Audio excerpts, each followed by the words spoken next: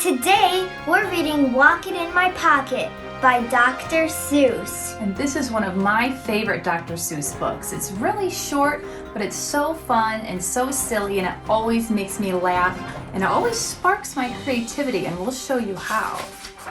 Did you know that actually, even though the title is There's a Wocket in My Pocket, it's never mentioned in this story, just as the title. So this is the only time you'll see this sweet little Wocket. I think it's one of my favorite characters in the whole book. There's a Wocket in My Pocket by Dr. Seuss. Did you ever have the feeling there's a wasket in your basket? Did you ever have that feeling? Or a neuro in your bureau? Or a wazet in your closet? Sometimes I feel quite certain there's a jurtin in my curtain. Sometimes I have the feeling there's a zlock behind the clock. And that zelf up on the shelf, I have talked to him myself. That's the kind of house I live in. There's a nink in the sink, and a zamp in the lamp, and they're rather nice, I think. Some of them are very friendly. Like the yacht in the pot. Looks like he's ready to party, doesn't he?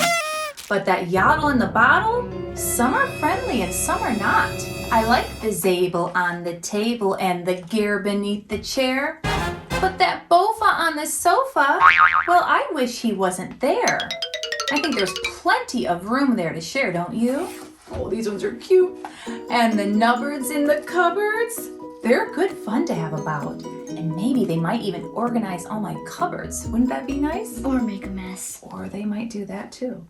But that toothbrush on my toothbrush, him I could do without. And I agree, I don't think I would want a toothbrush on my toothbrush. Ooh, the only one I'm really scared of is the bug under the rug. I would lift the rug up and I would be nice to it, and then it'd probably be nice to me.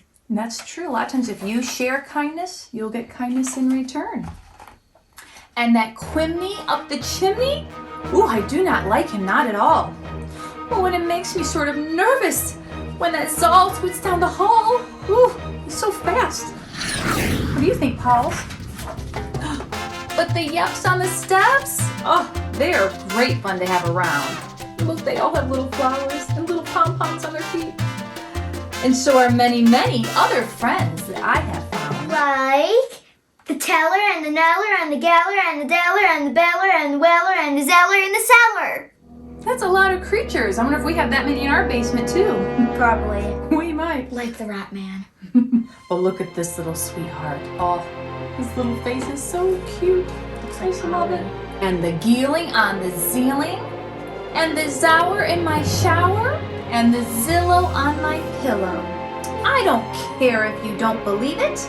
That's the kind of house I live in, and I hope we never leave it. Isn't that a fun book?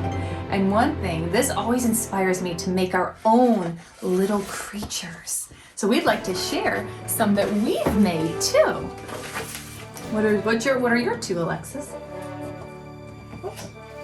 The zug on the pug and the gower in my flowers. And I also have the zizot in my teapot. And an oop in my soup and a fawn on my lawn. What about a wathwub in my bathtub?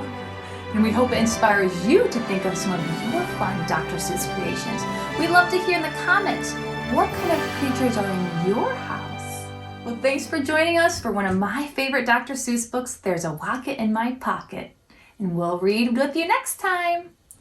Bye! Bye! I'm not sure why it's not before. Can we get the book ready?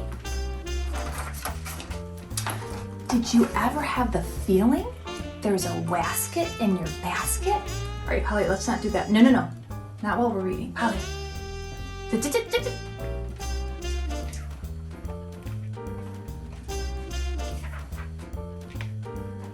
And a zabel on the table. Oh, this is you. What do you think?